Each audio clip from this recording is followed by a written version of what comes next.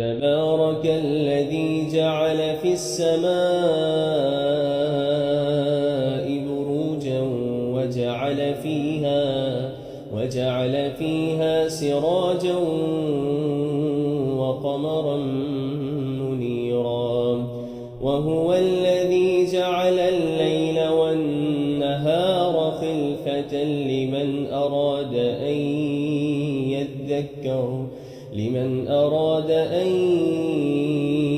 يذكر أو أراد شكورا وعباد الرحمن الذين يمشون على الأرض هونا وإذا خاطبهم الجاهلون قالوا سلاما والذين يبيتون لربهم سجدا وقياما والذين يقولون ربنا اصرف عنا عذاب جهنم